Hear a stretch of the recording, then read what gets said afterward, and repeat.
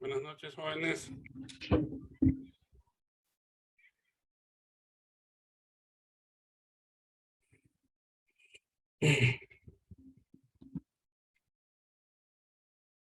Hola, hola, ¿me escuchan? Sí, buenas noches. Ah, ok, listo. Buenas noches, abogado, le escuchamos. Bueno, listo, gracias. Bueno, hoy estimadísimos, pues dije yo vamos a aprovechar de repente para tener un poquito más de tiempo, ¿verdad? Para profundizar, ¿verdad? Ya en la parte final, ¿verdad? En el último capítulo del contenido que nos toca evaluar precisamente en este último parcial. Entonces, aquí sí les voy a compartir pantalla para que lo podamos leer, ¿verdad? Hacer una lectura dirigida precisamente a esta parte que se encuentra desde la página 234 a la página 241, que está aquí, que es en cuanto al desarrollo de la investigación. Varias de las cosas que aquí ya ustedes reflexionaron, recuerden de que ya logramos ver buena parte de lo que es el proceso científico y ya desarrollamos pues algunas de estas partes, de estas fases. Pero de igual manera siempre vamos a hacer una retrospección, una retrospectiva, ¿verdad? De todo lo que es la parte del desarrollo de la investigación y cómo en la práctica se ve desde otra perspectiva, ¿verdad? Entonces, vamos a empezar precisamente por este primer capítulo, que es establecer el contacto con la población objeto de estudio, que recuerden que fue la primera parte que vimos para este tercer parcial. Entonces, para ello, vamos a ver si se logra leer. Vamos a empezar con Samaria. Samaria Nieto. ¿Está por ahí?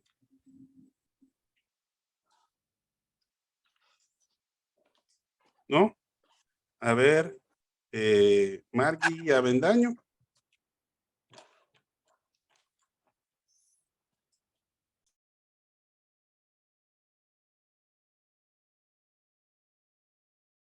A ver, Kimberly. Sí, buenas noches, dígame. Ok. Kimberly, léame esa primera parte de establecer contacto con la población objeto del estudio. Permítame. ¿Lo logra ver? En el método sí, ahorita. Ok. En el método tradicional o general de la investigación científica, el desarrollo de la investigación o trabajo del campo suele comenzar con el contacto con la población objeto del estudio, es decir, de la población de la cual se obtendrá la información para darles respuestas a los objetivos del estudio. Esto con el propósito de allegar la información general sobre la respectiva población u objeto del estudio y que será el soporte para el diseño y la aplicación de los instrumentos, así como el proceso de recolección de la información. En algunos casos, el contacto con la población objeto de estudio, cuando estas son personas, también tiene como función básica informar a las respectivas personas sobre la importancia de la investigación y el papel de la misma. Como participante de la respectiva investigación, así como el del uso que se les dará a los resultados obtenidos y las repercusiones que estos tendrían sobre ellas. Vale mencionar que en los tipos de investigación, como en la investigación, acción participativa e investigación etnográfica, este proceso de interacción con la población objetiva del estudio no es una fase, sino el requisito y fundamento central de la investigación. Ok. Bueno, si ustedes ven precisamente lo que nosotros vimos dentro de lo que fue el desarrollo de la temática de la definición de la población, es lo que de alguna manera aquí ya comienza precisamente lo que es el desarrollo de la investigación, con la selección de la población y más adelante pues con lo que es la muestra, objeto, ¿verdad?, de lo que es el estudio. De cierta perspectiva, pues nos damos cuenta precisamente cómo son seleccionados el universo para que así, de esa manera, pues podamos obtener los resultados y al mismo tiempo identifica que dentro de los sujetos, si fuera así, porque recuerden que también pueden ser organizaciones, pueden ser grupos, ¿verdad? Pueden ser otro tipo de objetos dentro de lo que es la selección de la población y sus elementos. Entonces, cuando son personas, explica cuál es la función de que como investigadores debemos informar a las personas sobre la importancia de dicha investigación, cómo se va a participar, que en cuanto a los resultados que se van a obtener y la repercusión que pueden generar dichos resultados. Al final, pues el último párrafo menciona que hay algunos tipos de investigación que es imprescindible tener como requisito precisamente lo que es esta parte del proceso del desarrollo de la investigación y que es la parte principal dentro de cada uno de esos tipos. Ok.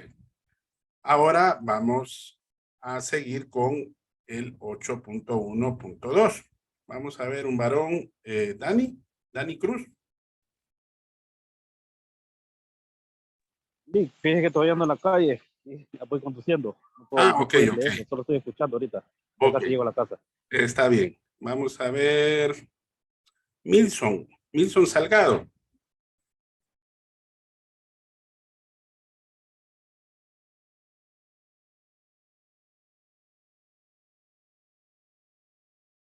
A ver.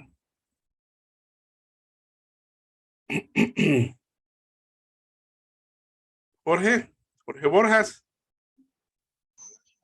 Ok, no se preocupe. Se lo voy a leer así, dice. Yo les puse campaña en redes sociales ofreciendo un certificado de marketing digital.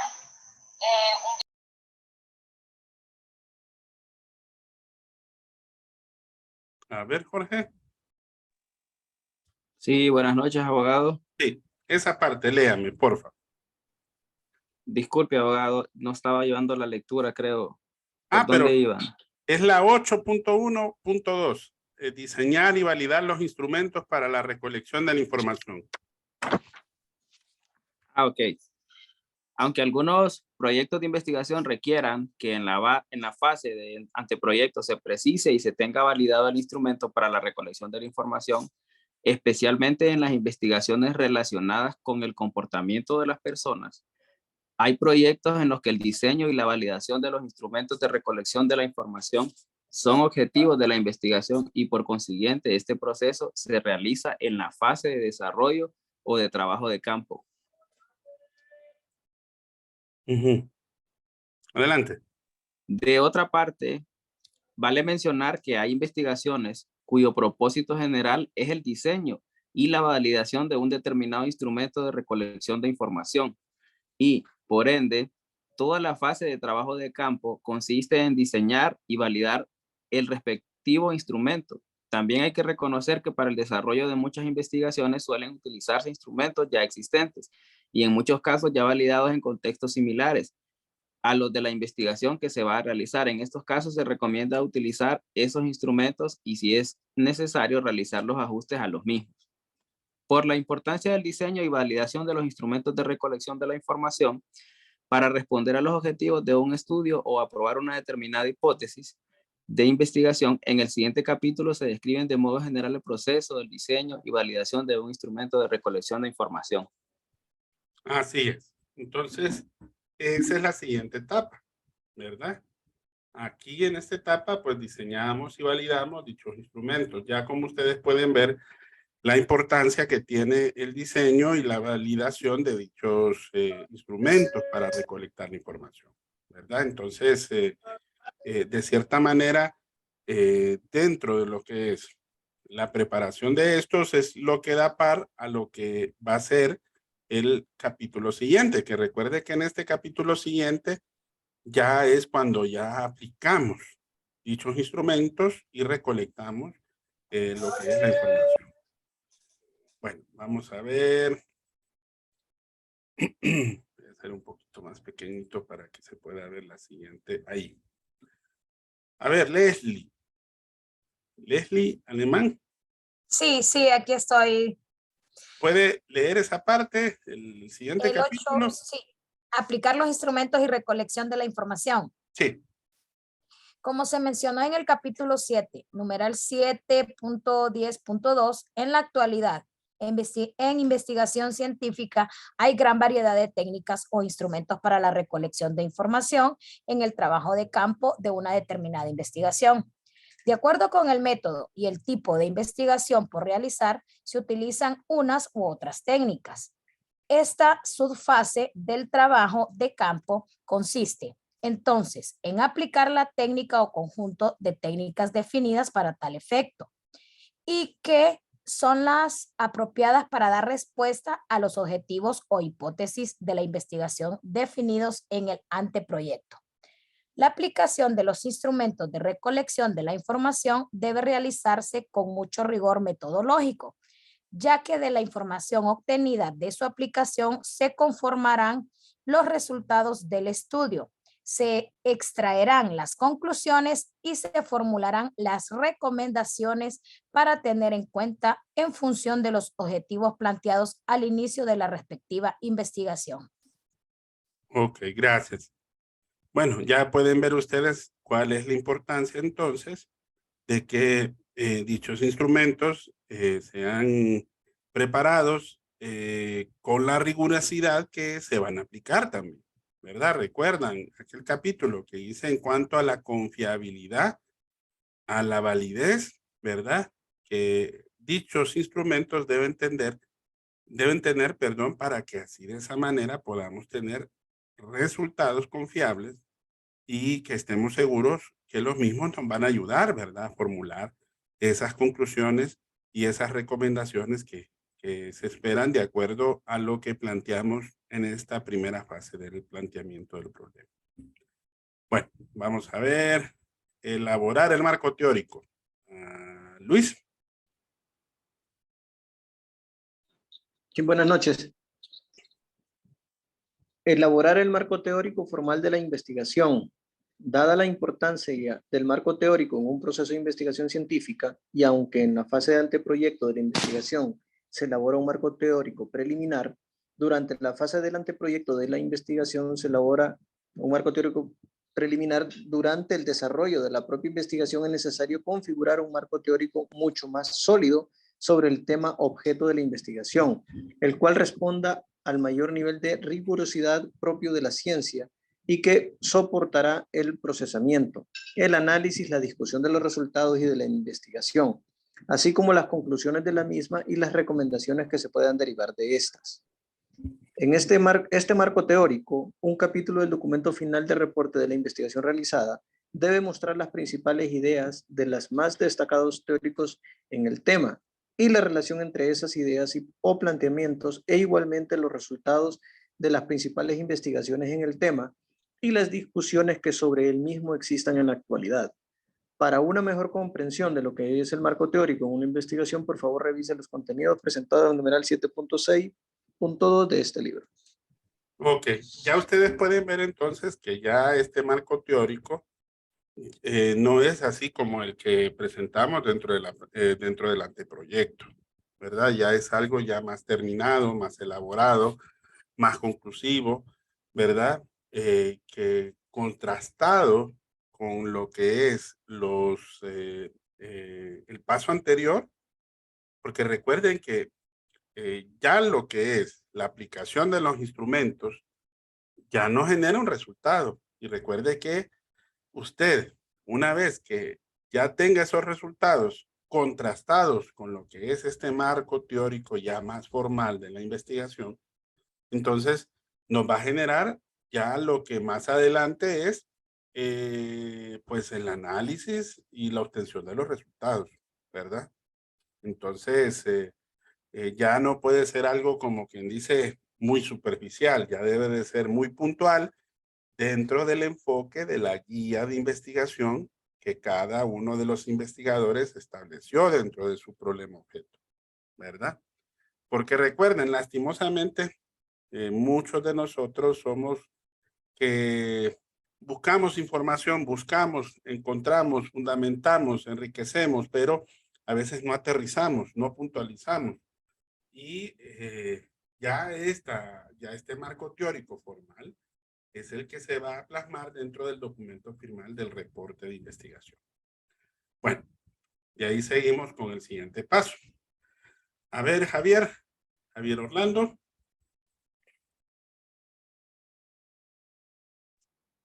Buenas noches, abogado. 8.1.5. Sí, ese, sí.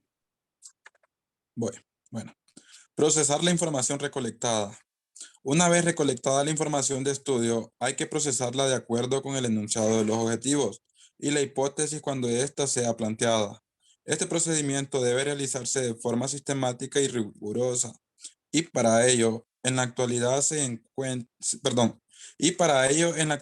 se cuenta con gran diversidad de herramientas estadísticas, pero su utilización depende de una adecuada selección, según las particularidades de cada proyecto de investigación. El procesamiento de la información genera los denominados resultados de la investigación y sobre los cuales se realiza la descripción, el análisis y discusión, y que conducen a plantear las conclusiones y recomendaciones en función del problema, de los objetivos, la hipótesis cuando ésta sea planteada y del marco teórico de la respectiva investigación. El procesamiento de información se suele presentar en tablas, figuras y gráficos. El numeral 7.11 del capítulo anterior brinda una mayor información sobre el tema.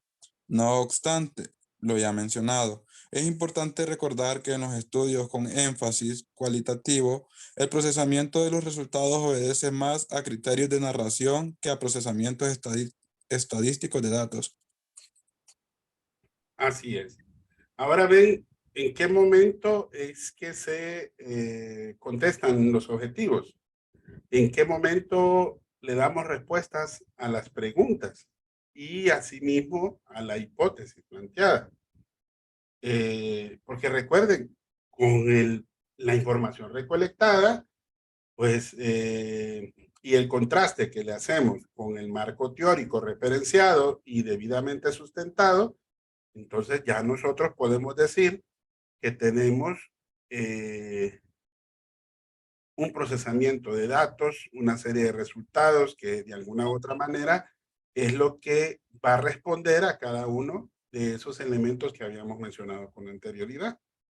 Entonces, para que se fijen la importancia de la formulación en en todas las técnicas, en el tipo de diseño que usted escoja, las técnicas de recolección de datos, los instrumentos que usted va a confeccionar, de alguna u otra manera, si está muy bien fundamentados o están muy bien fundados lo que son los objetivos, las preguntas, etcétera, etcétera, eso nos va a ayudar bastante para poder nosotros tener un resultado mucho menor. Es como, mucho mejor, perdón. En ese sentido, pues, de ahí ven la importancia para que después, gracias a cada uno de esos elementos, podamos contrastarlos y poder obtener, pues, lo que nosotros pretendemos, ¿verdad? Que el producto de la investigación sea debidamente sustentado, ¿verdad?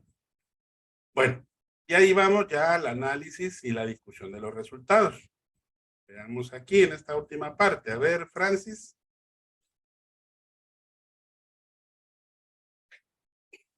Sí, abogado. Sí, léame esa parte del capítulo 8.1.6. Analizar y discutir los resultados de la información recolectada. Luego de procesar la información, es decir, de convertir los datos en resultados del estudio, estos deben analizarse. Los autores de la investigación deben tomar estos resultados y analizarlos en función del problema de investigación, los objetivos, la hipótesis cuando la haya, y los planteamientos del marco teórico definitivo que fundamentan la respectiva investigación.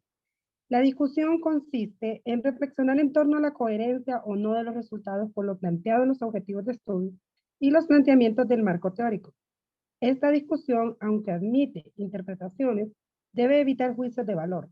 El numeral 7.12 del capítulo anterior amplía la información sobre el análisis y discusión de resultados. Ok, bueno. Entonces, aquí en esta parte, como ya lo vieron ustedes, esta es la parte donde ya analizamos el contraste de lo que les comentaba, de todo lo anterior que hemos hecho, ¿verdad? Y ya así, ya discutimos y vemos las conclusiones a la luz de todos los elementos que hemos recogido en el marco teórico, ¿verdad? Y ojo, miren la parte final, en el último párrafo, interesante. Si bien es cierto, esta discusión admite interpretaciones, deben de evitarse juicios de valor, ¿verdad?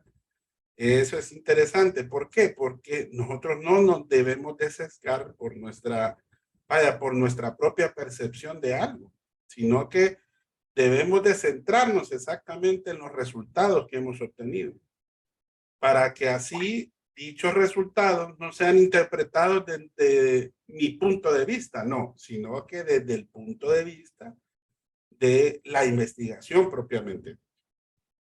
Así que hay que tener mucho cuidado. Bueno, y de ahí viene, como quien dice, una de las partes que son como interesantes, que ya es plasmar las conclusiones y las recomendaciones, ¿verdad? En esta parte de las conclusiones y las recomendaciones, en el caso de Bernal, se plantea en un mismo hecho, aunque generalmente hay muchos autores que lo ven por separado, pero sí están íntimamente ligados, porque recuerden que en base a lo que usted concluye, usted también puede establecer algún tipo de recomendación, ¿verdad? En función de las conclusiones del problema de investigación que se ha hecho. Entonces, cuando se hacen conclusiones, como bien dice ahí, hay que tomar dos aspectos.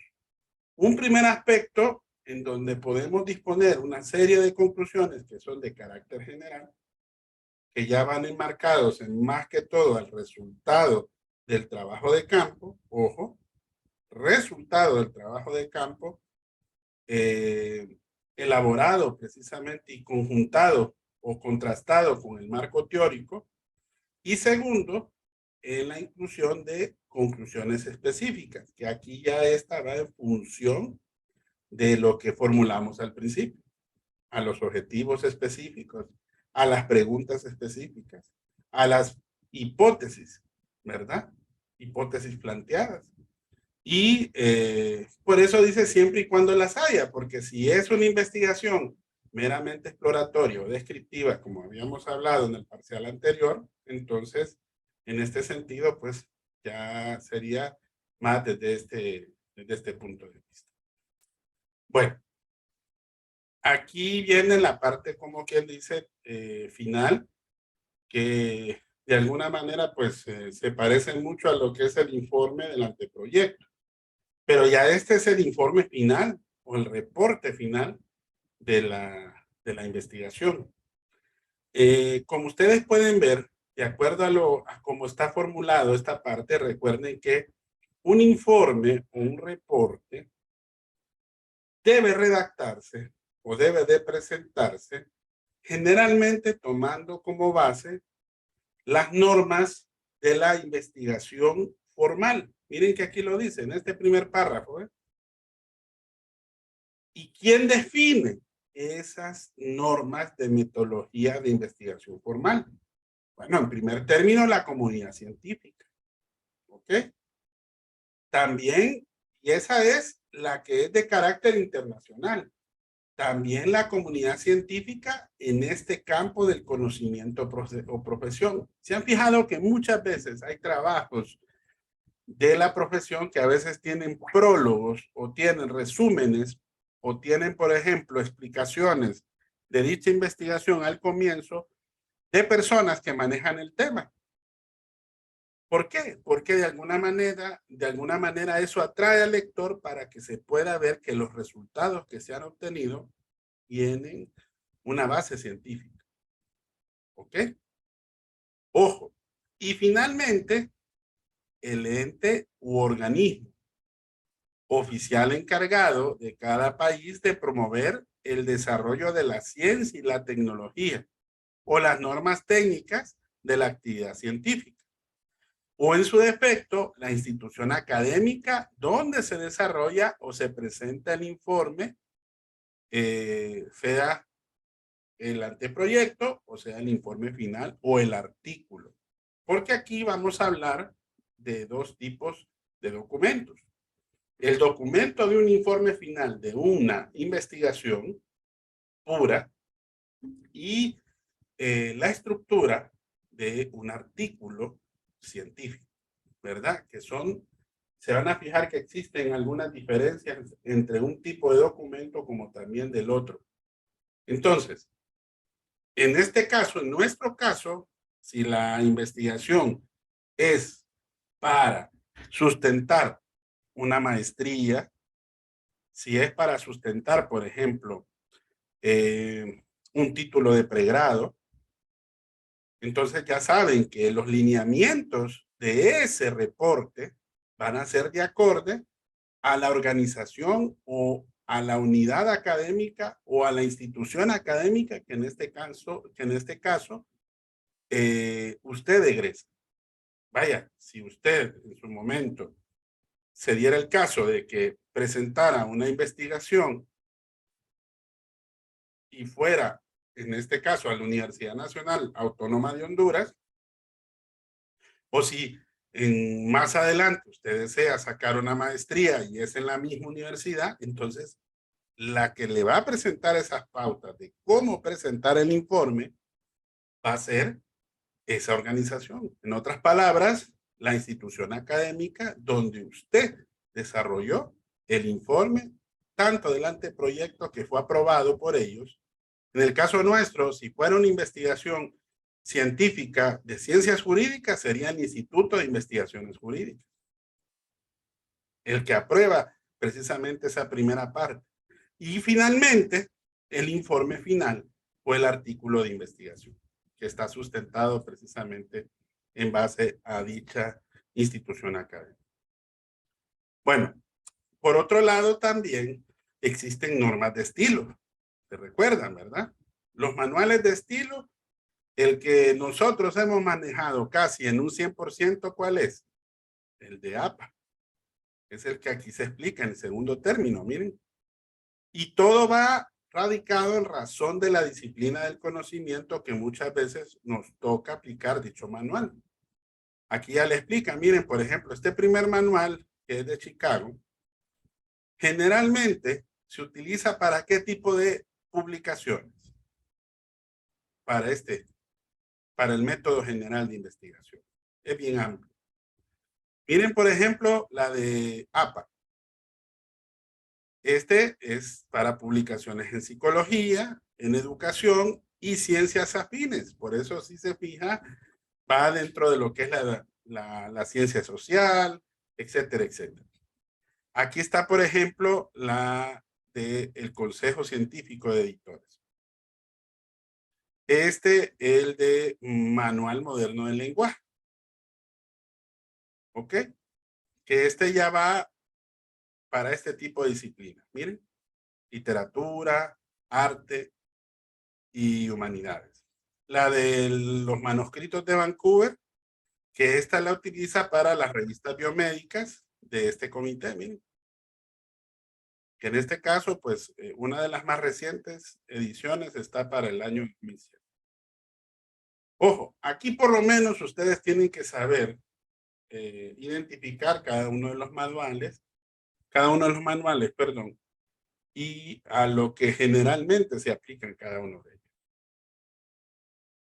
Ahora, miren qué interesante, esta parte de aquí.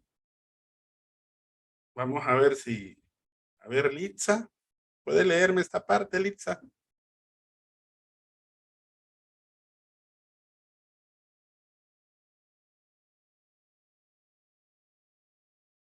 Que no está Litza. A ver, ¿qué más me podría leer? A ver. ¿Quiere yo, abogado? Ok, adelante.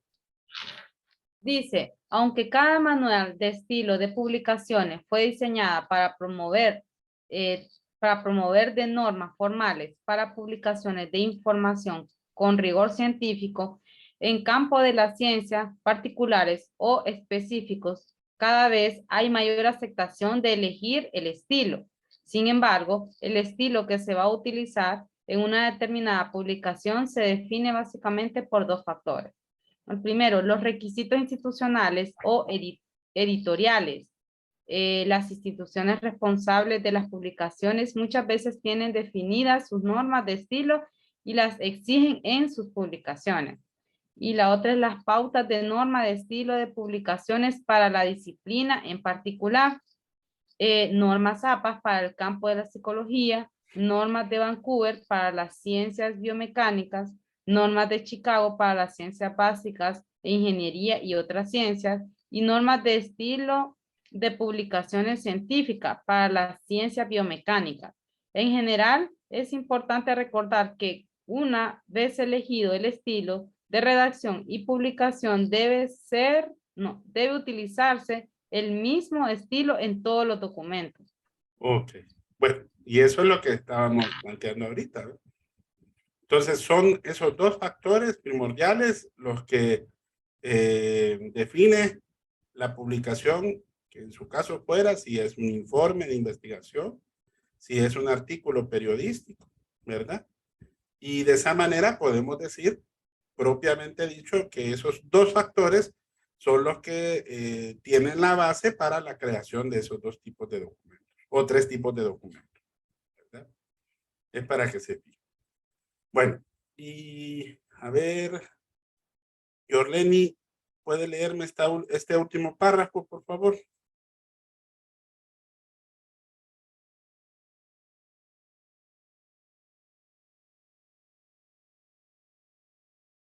Está Yorleni.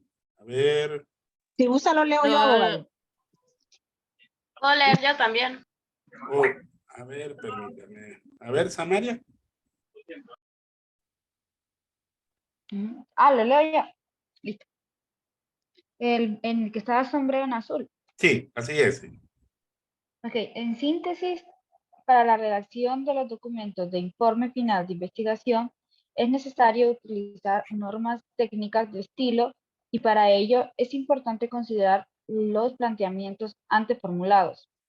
Ahora, el reporte o informe final de un proyecto de investigación puede elaborarse de dos formas, como documento amplio para el caso de los trabajos de grado, documento de informe final de investigación en formato de trabajo de grado y como documento en formato de artículo científico, que es necesario cuando los resultados de la investigación se pretenden publicar. Ok, hasta ahí. Hasta ahí nos vamos a quedar, estimadísimos. Esta última parte la vamos a ver pasado mañana, ¿verdad? El jueves.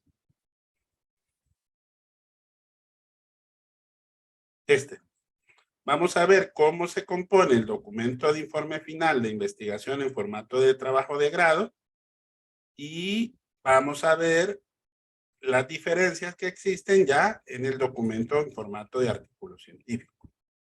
Claro, el que más nos interesa es el primero, porque normalmente es el que se plasma para cualquier tipo de investigación científica, ¿verdad? Pero si ustedes más adelante de repente quieren animarse a escribir un artículo científico en una investigación jurídica, lo van a poder hacer utilizando este tipo de formato, ¿verdad? Que es el formato de artículo científico. Ahí van a ver que tiene ciertas diferencias entre uno y otro.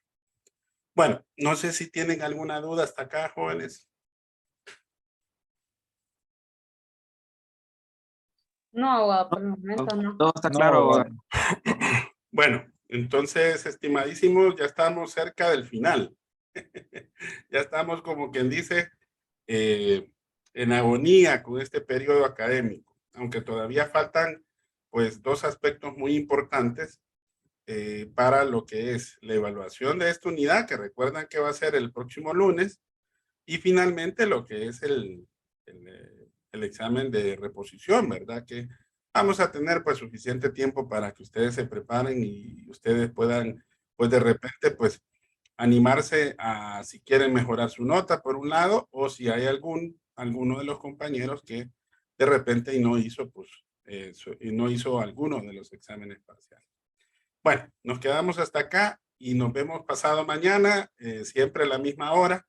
Vamos a tratar de conectarnos un poquito más temprano. Yo generalmente doy un lapsus de 5 a 10 minutos a veces para conectarse, pero este próximo jueves sí voy a conectar, voy a abrir la sesión a las 7 en punto para comenzar a las 7:05, para que así tengamos espacio suficiente para evacuar dudas que ya sean, como quien dice, las dudas más relevantes, más importantes de todo el contenido y también de las actividades que nos hacen falta. No hay que descuidar esas actividades que ya estamos terminando, ¿verdad? Recuerden que de igual manera ya el viernes, si ya solamente faltaba un grupo, de enviarme precisamente la revisión de la actividad del segundo parcial. Ya ahorita ya estoy tabulando precisamente esos datos y ya con los que ya se aprobó su trabajo, se les va a subir las notas precisamente este próximo viernes para que ustedes ya las tengan en sus manos, para que antes del examen pues ya ustedes sepan con qué promedio van a estar tanto en el primero como el segundo examen. Recuerden que antes pues sí valía la pena saber, porque antes se sumaba el promedio del primero y del segundo y con ese promedio se entraba al tercer parcial. Ahora no. Ahora recuerden que la deducción de la nota final se hace mediante la suma de los 3 parciales y la división de los 3 para así dar su nota final. Bueno, nos vemos pasado mañana. Cuídense, ¿verdad? Y descansen. Ahí les paso la grabación dentro de un rato. Listo, Buenas abogado. noches. Buenas noches, abogado. Vaya, hasta luego. Bye.